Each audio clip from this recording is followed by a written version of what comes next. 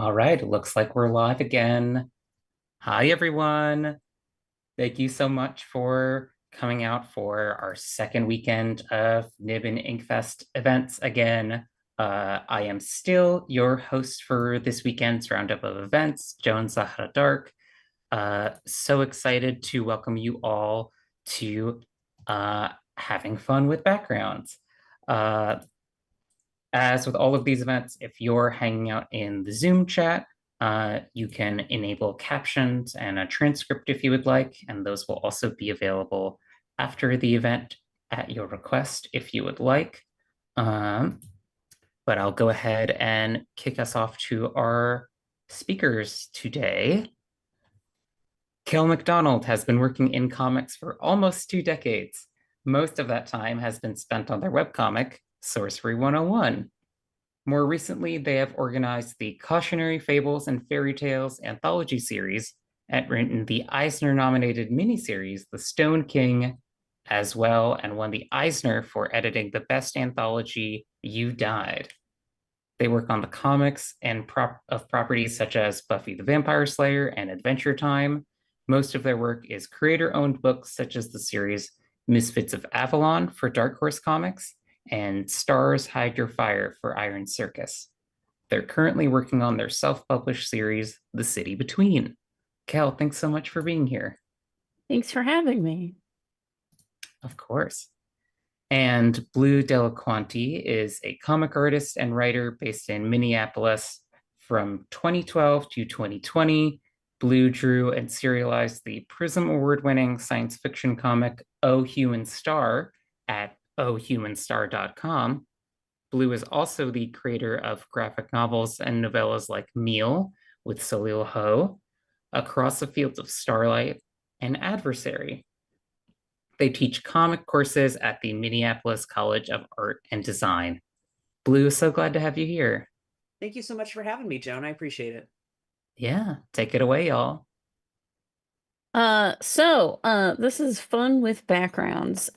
Personally, I love backgrounds. I love looking at them. I love drawing them. It makes me sad that people hate them.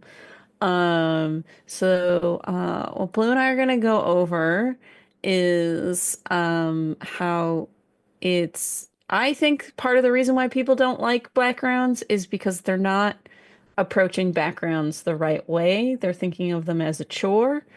So we're going to go over treating the backgrounds as extensions of your characters, how to incorporate more storytelling in your backgrounds, being more specific, and most of all, putting in fun stuff just for you. That's right. Something that people often have a misconception about when it comes to backgrounds is that you have to make them very technically precise, or that you have to put a lot of effort into every single comic panel that you ever draw. For context, I teach a class about this, and every student who comes into the class where I talk about drawing backgrounds and environments, they're always anxious about it, and they really don't have to be. This is something that you can apply to tell more about your characters and your story, and you can implement some perspective drawing, but you don't really have to all the time. You can still get really cool and effective storytelling results with the skill set that you have. All right. Backgrounds are an extension of your character. So this is a thing whereas I think a lot of people they like to design like what their characters look like. But if you think about any space that they control is going to say things about it. So as like an example on the screen, we have Usagi Sakino's bedroom, which is all bunnies and moons and pink and frills and um it's very clear that she is kind of childish, likes girly things. Um, and I appreciate the care that went into not just her bedroom, but kind of all the Sailor Scouts have very different bedrooms. They've got very different bedrooms, yeah. So you can like kind of tell that who is like a little more responsible, who is a little neater, who has more like Mhm. hobbies that aren't just, going to school. Like there's a lot of stuff going on. I like that in just this screenshot right there. Like you can see like There's trash that hasn't made it into the trash basket. There's just all kinds of like, I don't know, just lots of really cute details that don't necessarily think that they're doing anything on the surface, but they are if you think about it. There, yeah.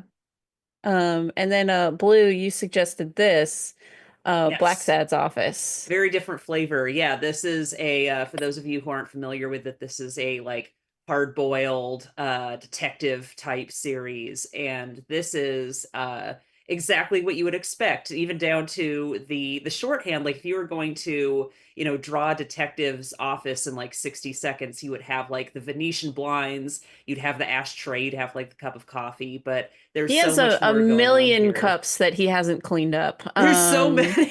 He's too Like, busy solving crimes to clean yeah, up. there's a full ashtray. He's got a cup of coffee, a cup of tea, another cup of tea, another cup of coffee, like a stack of dirty dishes. Uh, he's Someone got saying a looks like my room. he's Yeah, got same. it's I think before coming on here, I was listening to the Tom Cardy song, My Secret Shame, about how all the cups and mugs are in his bedroom, and it's um Yeah, good it stuff. shows someone who is like dedicated to something that is not cleaning up the office. Like it shows where Yes. their priorities are. Um and then we get there's a Cowboy Bebop episode where they have to talk to a bunch of truckers, and each trucker's cockpit is only in it's on screen for like 10-20 seconds, but they all look super different. Yeah, this is a great one. This was actually I grabbed these images because like 12 or 13 years ago I made a Tumblr post where I reflected on how character uh personality development is done in Cowboy Bebop with like really relatively little screen time, but you get a sense of these characters who again are there and then they're gone, but you get a sense of them right away. Everybody's got a distinct personality, and they don't really have a lot of space to call their own. Like these people don't necessarily have rooms, so to speak. These are like cockpits or cabs for space truckers. But yeah, there's like I like that we've got this guy He who likes is alcohol and plants, and guns and and guns. guns, and guns, and leopard print. That's he's a man of refined taste. Yeah, absolutely. And then if you wouldn't mind going to the next The slide where we next see one, another this guy. guy likes hot bitches and plushies. But then the best part is if you look in the corner, there's also a picture of his kids. Like Yeah, this is a man who loves to love in all forms. yeah, and he even got a tattoo that says love. Yeah. And It's just yeah, so such a great personality on this guy. Like you just get him. Again, this is the only window that you get into what this person is like, but they really make it yeah, count. for all we know, those hot bitches are his wife. Entirely possible. Uh, Someone who loves life, uh, absolutely. and then to talk about someone who is consumed by a thing that is not cleaning up their room. So in like look back, there's this repeating shot of the character's drawing, and it's always a mess covered in art because that's what they care about. There's always this is someone in the comments said every artist studio. This is every artist studio, just art everywhere. Yeah, this is a really great story in general too because it really plays around with the idea of time and the idea of like time passing, what changes and what stays the same. And those of you who Yeah. have an office like this, there is a certain strata of stuff in your room that doesn't really change, like it's always kind of present, but there will be things laid on top of it or moved around on top of that layer of junk And that then indicates the passage of time. Yeah. And then also from Look Back is earlier, we were talking about how neat and tidy his character is. Like the fact that they just drop their wet jacket and bag on their room because they got to get to drawing right now, Mhm. is great. And tells you a lot about their character, through background details. Yeah, this is a great example of like especially you can see where the artist has led the reader's eye to dwell on certain details more than others. Like there's a lot of detail I think thoroughly throughout this room. Like there's stuff that you would expect to be in a kid's room, like stuffed animals and books and things like that, but that's not really the focus. The things that we're meant to take away from this are like the window, like the rain outside, this person's come in from a rainstorm, and then just the trail. The trail is really what's Yeah. being paid attention to, and that's where your eye is led to focus on. That's the important stuff. And then so we are also Blue and I, while prepping this, we were talking about showing two characters battling for control of a space. You can show that in the background too. And my mind always jumps to Frasier. If you haven't seen it, Frasier's dad lives with him, and everything is Frasier's meticulous design, his modern for when the show aired furniture, his expensive like classical taste, and then you just get his dad's old, repaired multiple times, used up, comfy recliner that sticks out like a sore thumb. Mhm. And so like that's a brilliant sort of set design detail.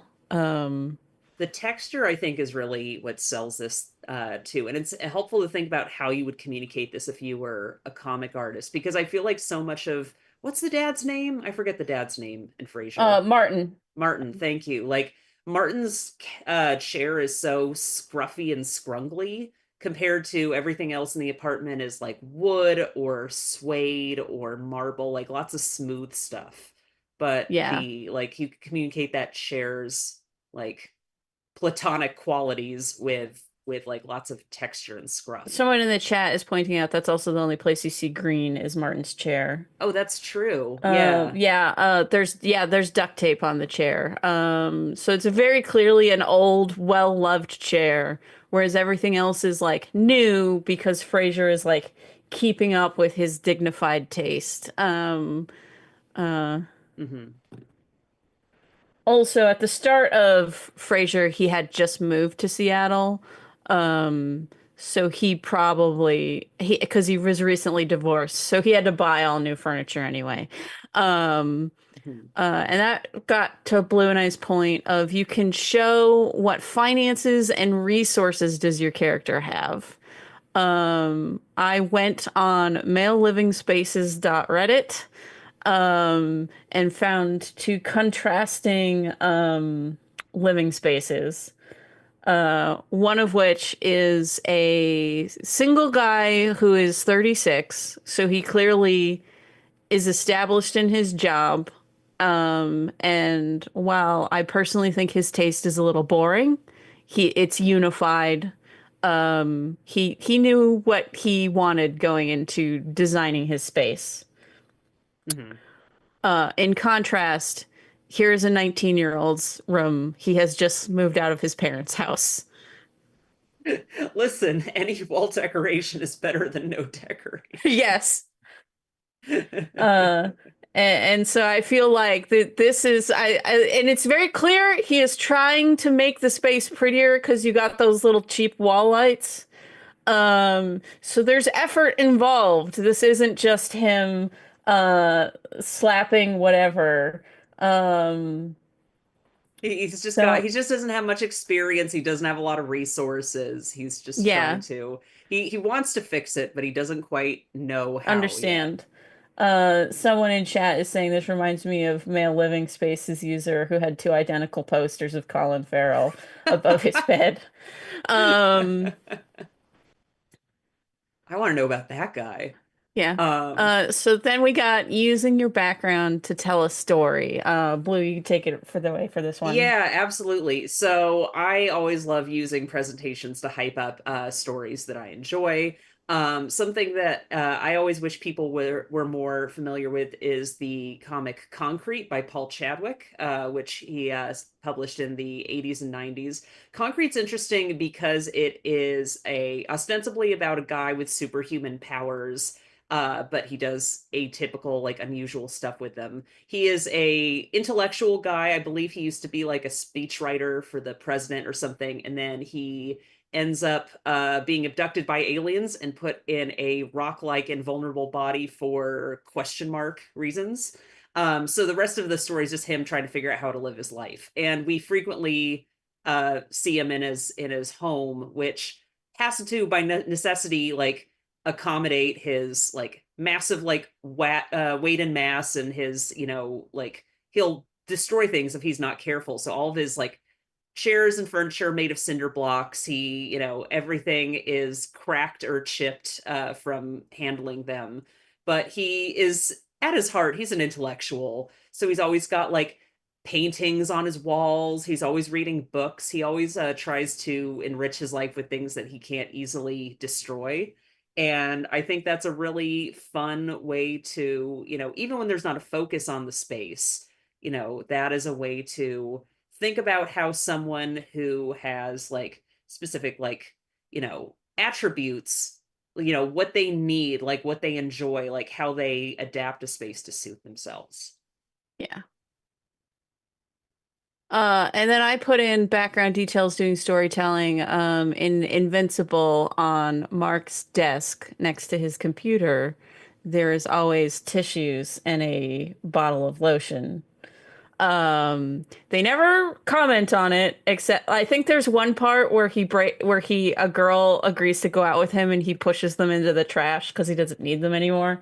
But they're always there. When he's broken up with, they come back. So, it's sort of like, uh, just, we know what he's doing when he's not superheroing for, And an eagle-eyed viewer has commented on the dishes on the nightstand. So there you go. Yeah. Yeah.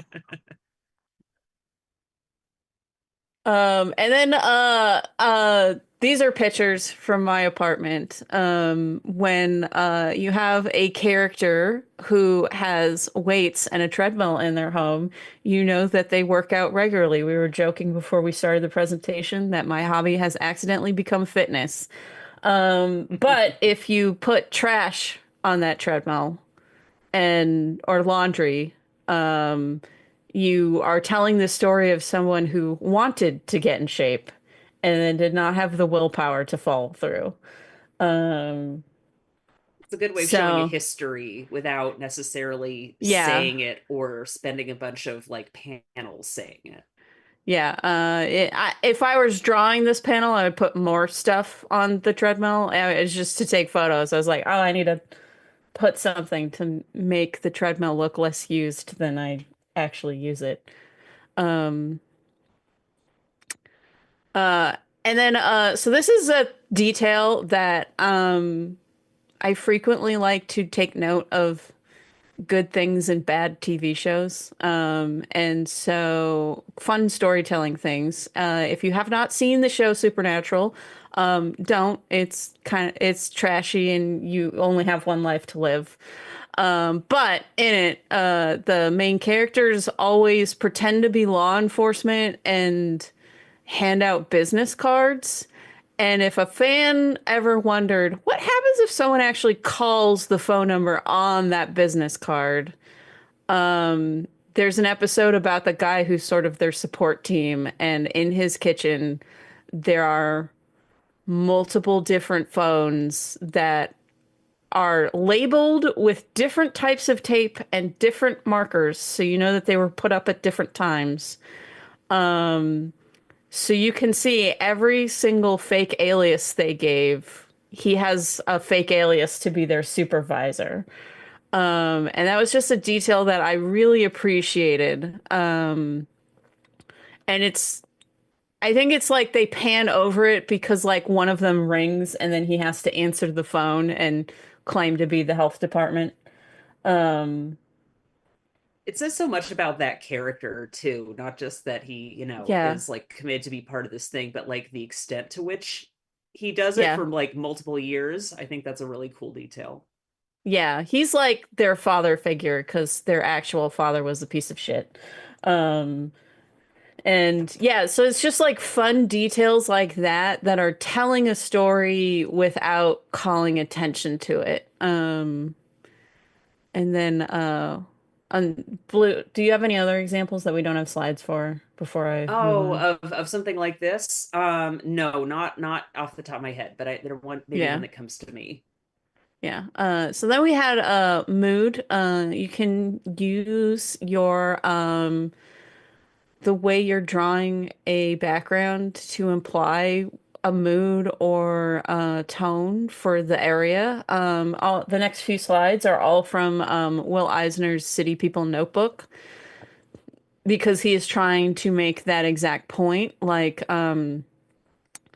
this empty street, like there isn't even really garbage in it, and it's kind of weird and slightly unsettling because it's a city. It should have stuff there. Um, and then his other thing is he has a sad street where he has not really used any solid spot blacks. It's just like sketchy lines. Um, so it makes it kind of grayer and somberer overall. And there's still no people in this street, but it doesn't feel as empty because he has filled it with hatching. Um, and the hatching also kind of makes it look a little bit like reminiscent of rain. And Hmm. then compared to the last one, the angry street, which has harder blacks. Um, there's the the lower angle makes it seem like the buildings are sort of closing in on the figures.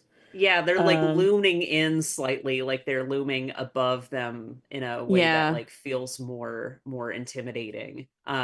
Something that I'm noticing here, before we go on to the next slides, is all of these are like roughly the same, like the same shot, the same angle, but the horizon line is moving down yeah, from one to one.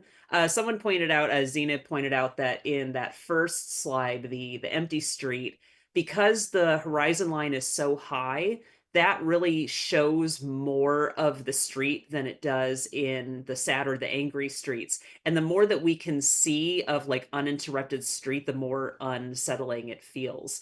That's not something that I often see people encounter when they're learning to draw a 1 point perspective.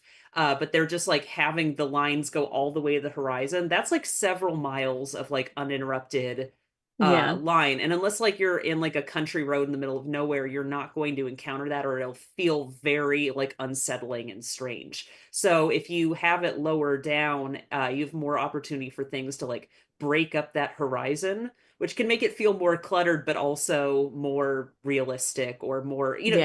just a lot of things that you can control with like just moving the horizon line around. And then Um, with these, this is more elements of perspective that you can change. And this is probably a lot of stuff that you have already paid attention to in the audience that you may or may not have the language for necessarily. But there are different kinds of perspective that you can learn how to like draw and incorporate to get different moods. Isometric is something that, if you have played any video game, like if you played The Sims, if you played like Disco Elysium, or you have thought about like how dollhouses are often shown, or even architectural blueprints, a lot of things are done in isometric because they're very good at showing lots of different details, including people. So if you want a setting that feels very egalitarian, or that you show a lot of details at once, or that you can kind of stretch on forever because there is no horizon, you can basically build onto it in any direction that you want, with nothing like getting foreshortened or shrinking toward the horizon. So it can make for a very like easy to populate, like fun, busy set piece for yourself. By comparison, if we were going for like a classic 1 point, like the thing that everybody learns how to do when they draw 1 point, it's helpful like to show a enclosed space like a hallway, but that can also feel very narrow and very confined. There's a Junji Ito story that this is grabbing from called A Deserter in the House, which is about a family during World War II who is keeping a deserter like in their storeroom, and they're basically like gaslighting him into thinking that the war is going on for like several years because they think that he did them wrong. So they just show this guy slinking back and forth between the hallways in a way that's very creepy, and you can't really get away. Like you can't get away, and the characters can't get away. And that's a good way to manipulate perspective to do some mood setting work for yourself. And so one of our other tips and tricks is don't be generic. Don't just Google couch because you'll get couches for sale and they all look the same, kinda. Like, for the most part, like these are the couches that are quote unquote in style. So this is mostly what you're gonna get. I did literally just Google couch and took a screenshot of what popped up. Um, whereas if you get really specific, so this is from Yes Roya, by Emily Denich, and Spike Trotman, and the main character is a single guy who's renting a small room in the early 60s. And that could very easily turn into something generic, but because there is a specific time period they are shooting for, um, they can look for uh, what would a small boardroom in the early 60s look like? Fortunately, the Lee Harvey Oswald's rented room from 1963 has a lot of public photos for you to reference, if you need that exact time period and situation. It's Um, so funny. Ever since I had heard this aspect of how about how Yes Roy was made, that always got me. Because you really yeah. can get resources from everywhere. Something I often recommend too is find Oh, period appropriate catalogs. I was looking for like 70s furniture once, and like early IKEA catalogs from the 70s are great because they can like remind you of things that were commonplace or were in style that just are not things that you would encounter in homes, even homes that haven't been, refreshed in a while. There's so many great details you can incorporate by like looking for like yeah, contemporary documents of one kind or another. It's great. yeah. And then also, so this is a concept art for Tangled, that a fantastical medieval setting or that's cartoony is going to look different from a literal medieval setting. Um, and just like, since they're cartoony, there's a little bit more freedom for them to be goofy with the like home sweet home on the bear rug. Mhm. And um also specific location, thinking about how the location built. This is a picture I took the one time I went to Angoulême. So this picture is like 10 years old. Um, but Angoulême was built on a hill, and it was originally all also a paper mill. Like that was the main industry of the town. So it looks very different because like you can see more of it the higher up you go in the city. And then also there's all these fun old smokestacks from the paper mill. Um, and compared to this is Lacoste, a small town in France that, while also built on a hill, has a population that's under 500 people. Um, so it is really like we just need a couple of houses that are all built around this fort and Marquis' home. We don't need more than this. So when you look at it, you have these big giant walls, but then there's kind of nothing around it. Um, so those sort of specific details, thinking about the history of the location, it's again telling a story similar to like this is the city equivalent of the multiple phones that are all labeled different fake identities. Yeah, you get that a lot with cities that have been around hundreds, if not thousands of years, are, the layering out of different like styles of building, but also just sort of like what the city was used for and what it was good Hmm. for. Yeah. So It's you see yeah, like the old-timey fort, I mean the old-timey uh paper mill. paper mill buildings leading up to that smokestack, but then there's a more modern building higher up.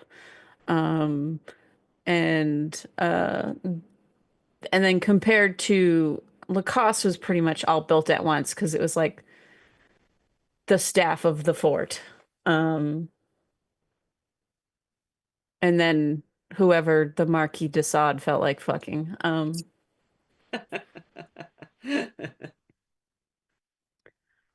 A thing to remember when drawing is that stuff has standardized sizes. Doors usually open into a room.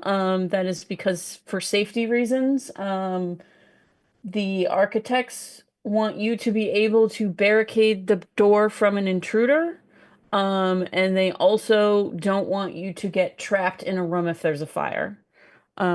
This is something So that's both good and bad to be aware of, because more often than not, if you're like drawing a room and it doesn't feel right, what's probably happening like 2 times out of 3 is that something is not proportioned right to how you would yeah. see it in real life. The problem is that once you do that, you start seeing it everywhere. Like you can see that you've, drawn a doorknob on the wrong side of the door, and you're like, oh, I don't want to draw it again, but I have to. I Uh, have one light switch in my apartment that is on the left side of the door, and it fucks me up every time.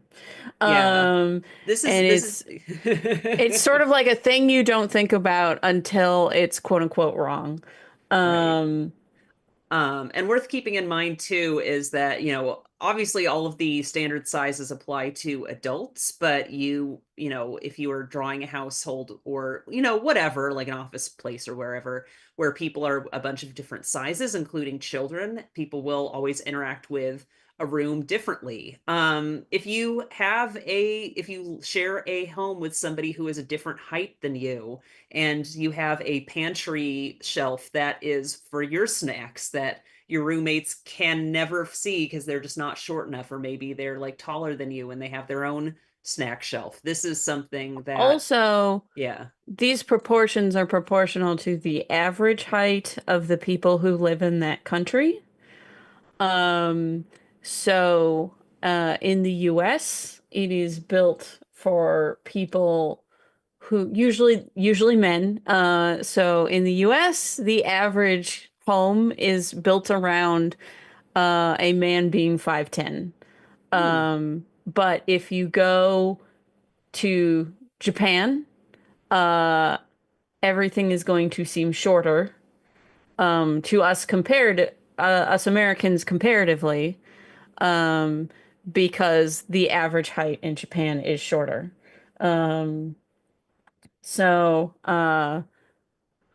Yeah, lots of I know some short standardized. people who went to Japan and were like, finally, everything's my size. Uh, Yeah, lots of standardized things, even if they're like, different by region or country or what have you. Being able to look up what the standardized things are, and you can find out stuff like this by looking at like OSHA as well, like things that, mhm.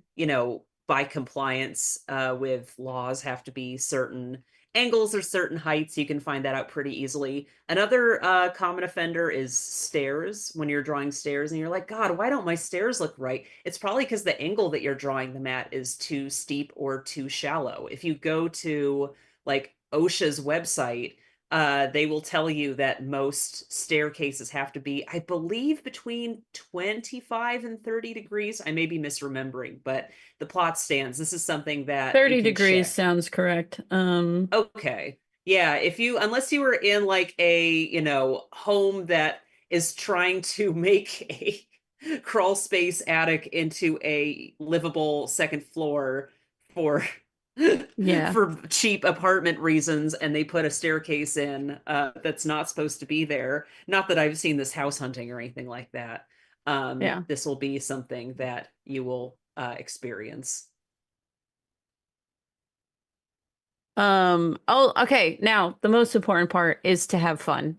You should put jokes in the background. Chicken fat is a term that Harvey Kurtzman and Will Elder used for their Mad Magazine jokes.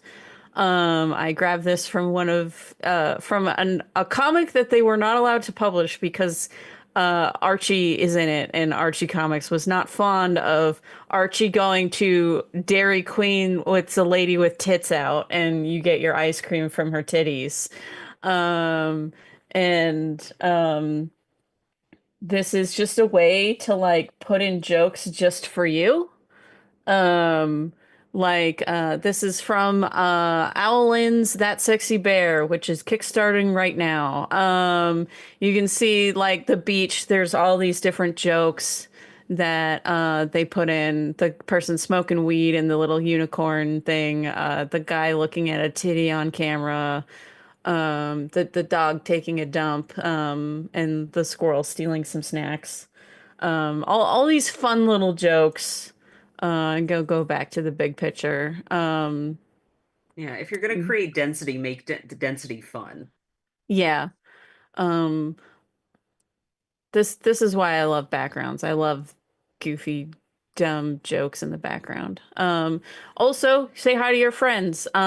This is Amanda Lafrene's old webcomic Love Me Nice.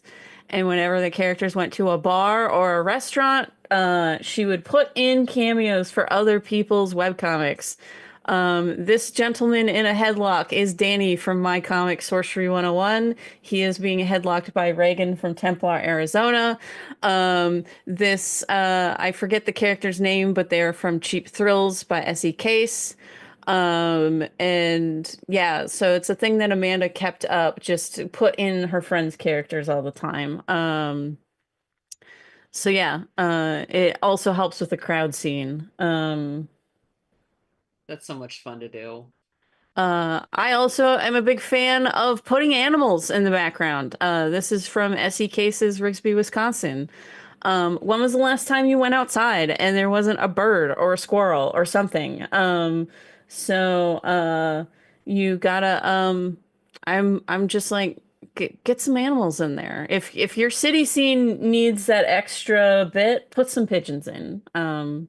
Yeah, pigeons or sparrows like make a big difference in, making something feel Or complete. crows. Oh, sure. Yeah, crows are another big Yeah. one.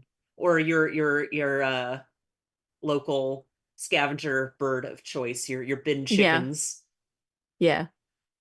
Anyway, so this is Blue and Ice stuff. This is a page from my comic, The Dead Deception. Um, I love making up dumb snack brand names. There are chips for sale that are Po chips, which is a reference to the old Lord of the Rings meme, the potatoes, po. Uh, and so it's just uh this is moon milk. I don't know what moon milk is. I just decided to label it that. Mm. Um, and you can see that this guy hit his head on the corner. Um,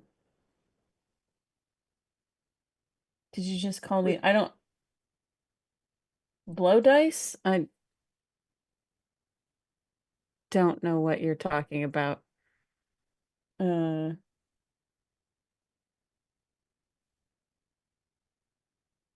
oh, like switching to Dead Deception page or uh, these are our pages, is what I said. I don't know. oh, maybe like blue and eyes pages. Oh, okay. Blue and I, yes. I had to Uh, say it in my head a couple of times. Yeah. Okay. Blue. Talk about designing this room. Yeah, okay. So this is from my graphic novella Adversary that came out a couple of years ago. It's a COVID story. This is actually something that I took a lot of reference images while I was out and about in like 2021, 2022-ish. So that includes like a totally empty Aldi and, streets and things that seem like strangely empty because they were This is Anton's bachelor pad. Anton's like one of the main characters of the story. And something I wanted to communicate here, well, I wanted to communicate a couple of things. First of all, he's got his corner where his laptop lives, that if he were to, say, be on a Zoom call, the window behind, or the wall behind him rather, is very like neat and tidy, but everything that's not in the camera's view is a little more like disorganized, discombobulated.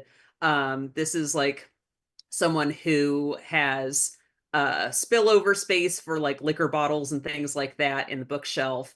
Also, this is someone with a great taste in horror movies. That is a movie poster for From Beyond, to show that he's trans. But you can also see like the masks that on the coat hook. Yeah, just something where I was trying to like communicate a lot of things in a short amount of time, even I if you don't love the necessarily. post-it notes all around the laptop because again, if he's on a Zoom meeting, uh, he has quick reference to what he might be getting asked about. Yeah, that's something that I do with a lot of my characters, frankly, because that's how I live my life. Please don't ask me how I live. Post-it notes that help me keep track of stuff around my desk is like really great for like breaking up that variety of like straight lines, main details. It's almost like when you're designing a spaceship or something and you put greebles on it to like create a little bit more like Mhm. variety and small detail. That really adds a lot, in my opinion. Yeah. It also communicates that someone's not super organized. Well, they're organized enough to put the notes there. Yeah, there's something. It's working. Yeah. Um, okay, and then this is to go back to this is from the Better to Find You With, which thanks Joan for posting a link to it in the chat.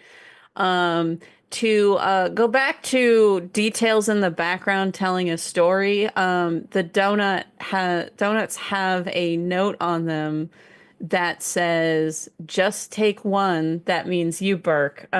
Connor, the guy on the phone, his last name is Burke. Um, so he is very clearly being signaled out as the person who eats all the donuts. And this same scene is in The Dead Deception. And in that scene, Connor does in fact eat two donuts. So he is completely disregarding said note. Blue, All let's right, talk about Sula's bedroom. this panel is like 10 years older than the one that I last showed you. This is from my comic Oh Human Star. This is about a family of inventors, one of whom is a teenage girl. This is a teenage girl's bedroom. And I also was using this chapter to juxtapose the character of Sulla versus the character of Al, who's the older one looking in, because that juxtaposition is very important for story reasons. So I wanted to have her room be, yeah, kind of a mess. She's got a lot going on. She's got like a socket wrench, and she's got books, and she's clearly very smart, but she's also got lots of like funky details like the lights. Yeah, she's got a lot of ideas, lots of things that she wants to try to achieve. So this is a juxtaposition like of these two characters as we've come to know them, but also to give us more insight as to what kind of person she is. That's another page of The Dead Deception. Like I said, put animals in the background. We got a little raccoon going through the trash and a cat running away. I once again love to put jokes and signs. So the liquor store is called Liquid Courage. And then grab a bowl. At another point in the same story, there is a restaurant that serves bugs, and it's called Blue's Bug Bowl. So there's a fun little reference to Friends. Um, and It's then because I also, eat bugs. yes, you eat bugs. You made a whole comic about it. I did. But also, these City Between takes place in a futuristic city where everyone takes public transit because I do not like to draw cars. And the way to sort of accommodate that is the city has levels So I do try to at least once per story pull out enough that you can see the different walkways that are connected to all the buildings. So it is easier for you to walk to uh, a building that, so you don't have to go down to the bottom level. Oh, and just go from like middle of the building uh versus going up and down. There's random outdoor elevators throughout the whole city. So if they do need to get to another level, so that's what this big pipe is. Um Choppy is asking, do your backgrounds have to be super detailed in certain situations like horror comics? I mean, I feel like horror, not seeing stuff and leaving shit to imagination helps more. So it kind of depends on what type of horror you're doing. Um, Blue, you want to talk about the house in Oh Human Star? Yeah. Yeah, so this is from the same panel or the same comic rather as the previous panel. This is more of the house at large. This is Sulla's dad slash inventor's house. This is someone who got very rich very quickly, has a distinct sense of style, and made a house to match. You can see that there are some like kind of over the top like schmancy offerings, like there's a glass staircase. Like these are all things that I refer to from catalogs, especially there are magazines that are dedicated to showcasing interesting futuristic architecture, things that people are doing right now. My family had a subscription to Dwell magazine for a long time, so I had lots of old copies of Dwell. But then there are more utilitarian spaces in this house too. Like there's a basement that is like a workspace and a workshop that has a much more OSHA compliant and no frills Yeah. staircase up to the main floor. That glass staircase is not OSHA compliant. It's not, but I was also Yeah. Yeah, no, it's about yeah. the looks, it's about the Yeah, yeah, no, aesthetic. no, I know why. It's just Yeah, it's not the same level of like, OSHA compliance you might get from other things. But yeah, I was very interested in glass and like pared down lines and modernist furniture and things that like are being like easy to clean, things that would be easy to yeah, clean and like hands off to clean yeah. by like robots and things like that. And so then this is the police station that is in Murky Water and the Dead Deception. And it is going to become more and more apparent every time it gets returned to the police station. Um, Everyone has things on their desk except for Maria. Connor clearly has 9 million energy drink soda cans. He has werewolves need to eat more in my comics, so he has a lot of protein bar wrappers just scattered about his desk. He mentions in Murky Water that this is actually part of an act. He frequently hides supernatural things in his reports, but he makes it look like he is just lazy. So he has trash all over his desk. So when someone sees a quote unquote mistake or thing that's left out of his report, they assume it's because he is disorganized and sloppy.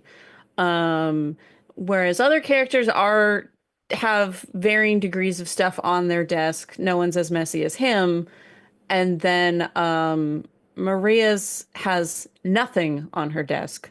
And that is a plot point in a later story that Connor actually partly does not trust Maria because there is nothing on her desk.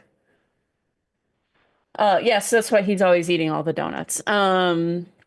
Is he needs all those calories and protein. Blue. This is my Spaceships. last slide.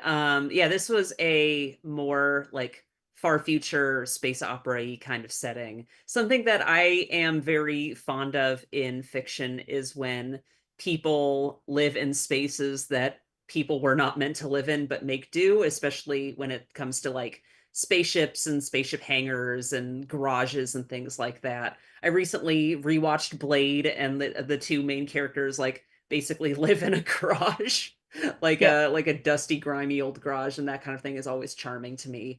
This is a like elderly like grandma slash former revolutionary, so she has her kind of like granny furniture and things that can be layered on top of each other to make it more of a livable space, like grow plants and things like that. But it's still clearly a place that is ready for use, and that shows that this person like is working on other things. I thought that kind of juxtaposition would be really fun and charming and say a lot. And I like that juxtaposition of, again, like bright, colorful, elaborate patterns against stuff that is usually not any more colorful than it has to be. So that is it. We can take some questions. We have a couple of more minutes. I didn't post it in here, but in Better to Find You With, I had to design a vet's office. And I did have fun coming up with dumb posters to put in the vet's office, one of which is your pet fat. And because a lot of pet offices have like, what's the healthy, like, what's the BMI chart for a dog or whatever, um, and things like that. Uh, Blue, what's been your favorite thing you've drawn so far in a My favorite background favorite you've drawn so background far? that I've drawn so far. Hmm. I don't know if I have a favorite, but I definitely try to think about like what are the challenges that each background is can give me to describe that character more. I'm working on a book right now where a character has a very small, crappy apartment that is in some ways like adversarial against its occupants, but filling it up with details that are like inexpensive, reflect someone who is like homemade or good with their hands, and reflects like dreams and ambitions of a life beyond that apartment are things that I tried to keep in mind as I was designing it. And what's nice is that like I did enough of the prep work for planning out that apartment that I could like draw it over and over again from different angles and keep it consistent, which is always a huge pain in for projects like this. I hate when I realize I don't have something consistent. Yeah, I usually I type up the script for each city between story before I start drawing, and I make a note of the places I need to design. Um and so I usually approach design basically like, all right, they're going to this spot, I need it to look this way. These are the things I need for the script. Like I said, all of the city between, my joke is that it's a future where everyone takes public transit and horses have gone extinct, so I don't have to draw either of those things. The one hard part about the city between is, since it is not our universe, I can't put pop culture references. So Blue, you saying that Anton has this movie poster in to show that he is trans. I can't do that because that movie doesn't exist. That Um, can be good and bad. I've seen yeah, people really yeah, abuse the like pop culture as shorthand for a character's personality, but like a little bit or something that's like really thoughtful can go a long way. yeah. Um, so then we get just very broad, what impact do you generally think the level of cartooniness versus realism has on the tone or any other element? I had some thoughts about this if you want me to jump Yeah, in. go ahead.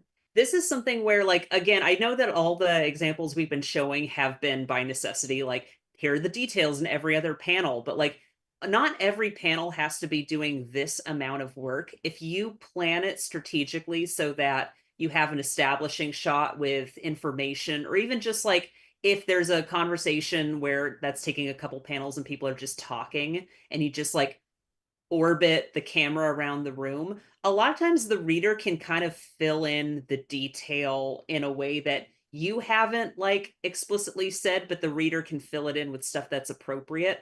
You see Yeah. this a lot in like shojo and josei manga, where like if you look at like any given page, there's not really many backgrounds at all, but like when they have put them in, they leave the readers to fill in the rest so it feels richer in background than it actually is if you are looking at pages in isolation. That's like really smart. And that's a way that you can like save yourself time as long as you put in the work in the right places. So that's partly why I used this page with the big cityscape in it, is because it gets tighter and there's less detail in every panel. Like as it gets closer in on Maria talking.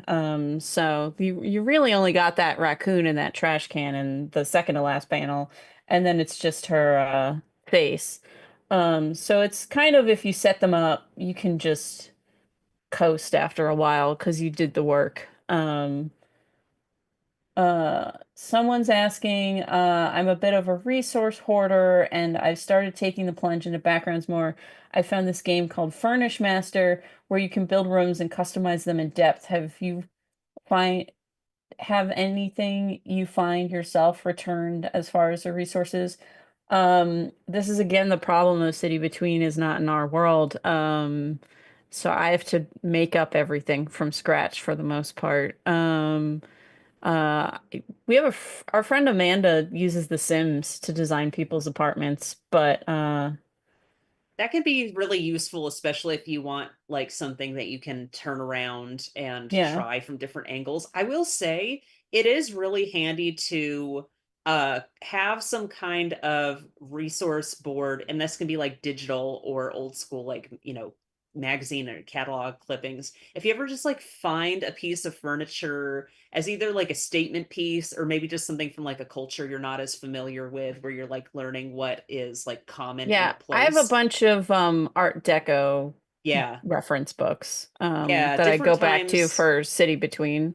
different times and different cultures and things. They're just like, sinks can often be laid out very different, or like toilets or things where, don't take for granted that what something looks like, or, try and find something that either reveals a lot about that character or how that character wants you to feel when you enter that space. But yeah, I love like old home and garden magazines and, catalogs, like even stuff for specific audiences, like stuff for like, kids or teens, like, back to school outfitter catalogs for furniture and stuff like that. It all Uh, can be really handy. Someone's asking, how do you keep track of what you've established in previous backgrounds continuity wise? Well, since I'm sharing my screen, I'll just pull up the folder that I have. Oh, go for it. A checklist is really handy, honestly, if there's stuff that you absolutely positively cannot forget. And this goes for everything too. Like if your character has like piercings or tattoos or something, you can create a checklist that you leave, up when you're working on pages to make sure that you include important stuff. So this is what I do when I'm designing backgrounds, like these types of sketches.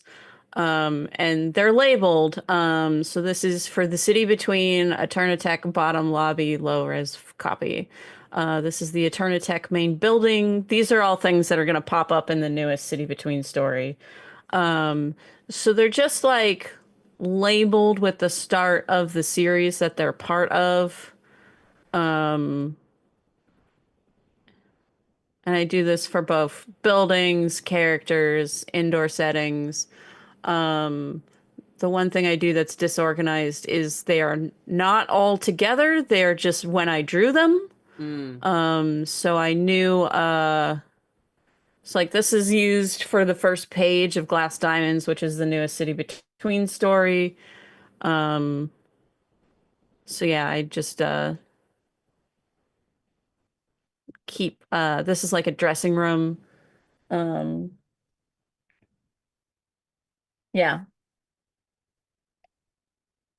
Yeah, I like checklists. Like sometimes, layout things can be handy for me too, but I often just like, I don't know, I give myself a lot of details that seem like a great idea at the time, but I will forget that they are there from panel to panel. Even stuff like outlet, like, electricity outlets or lighting fixtures or But I things like don't that. do a turnaround. I usually just do this one angle, which has bitten me in the ass before when I suddenly need to turn the Mhm. camera at a view that is not this. The pages I just finished for Glass Diamond, I was like, oh, I need to see what the other side of this room is, and I didn't design it. Um, Belle asked, do you draw backgrounds first, then characters? Honestly, yes. If you're doing a panel where the set piece is really important, not only do the backgrounds help you kind of figure out where the characters need to be in the space, but you also can double check proportions. And like if they're sitting down on stuff too, there are certain things that like if you draw it incorrectly the first time, you don't want to draw it again. And that includes people sitting down or, like interacting with objects. It helps to make sure everything is at the right size first. Sometimes people put in like shoot, what's the word? When you have a template for a person like of a certain height, like of someone, say someone's like a 5 foot model 5. or Yeah, a model. Like you can have a model included in whatever your reference image is, so that you know like where someone's eye line might fall. Or if you've got characters of substantially different heights, you can help keep that consistent so in the the room. I got a page of mine up on screen. The blue, I draw that all at the once, and then I don't do the finalized detail um until so it's if I'm making a lot of changes, these aren't loading well. Um so yeah, so I did like the perspective grid for all these pages um in blue first before I started detailing the characters. So I kind of draw them all at the same time. Yeah, it tends to be helpful, and it minimizes the amount of stuff that I tend to redraw later, which is always the Hmm. most frustrating part if I realize that Yeah. something is not quite right. But this is something that just applies to a lot of things with fiddly details. Like I've made notes for when people are left-handed, so that I don't draw somebody holding something with their right hand when it really should be with their left. I should probably do that. I don't think I have.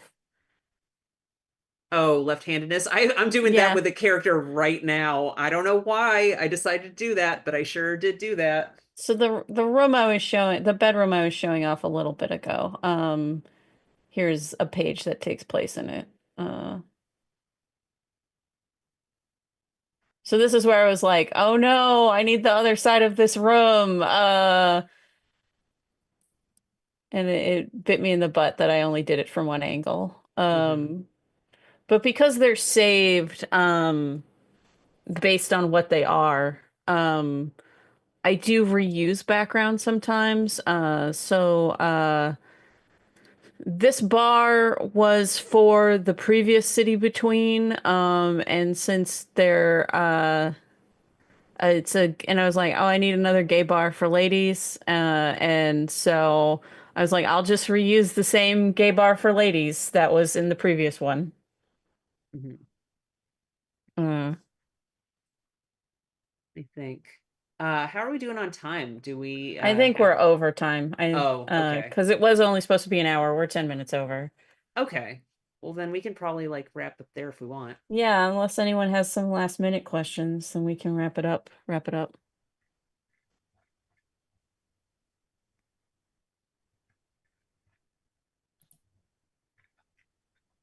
All right. Well, thank you everyone for Yep. coming in. I You appreciate can you listening. read about my future werewolves at kelmcdonald.com. And you can find more information about my projects at bluedellaquani.com. I still have my comic Oh Human Star available online to read in full, but I also have a lot of work available at my Itch store. And then I have a piece in the NIF marketplace as well. Yep. Oh, I and have thank you, one. Joan and Lee, for helping Yeah. facilitate this. Everyone, have a great day. Thank you and Kel for your amazing work showing off how backgrounds can in fact be enjoyable. Super appreciate it. Like both of them are saying, you can find their work at their respective websites there. And you can also find The Better to Find You With from Kel for Nib and Inkfest, and you can also find Love Triangulation from Blue for this upcoming for Nib and Inkfest. We're really excited to show those off if you have not gotten them already. And yeah, make sure you stick around. We still have one more event running today if you're trying to check out everything that's happening with Nib and Inkfest. And thanks so much for being here, y'all. We'll see you on the internet.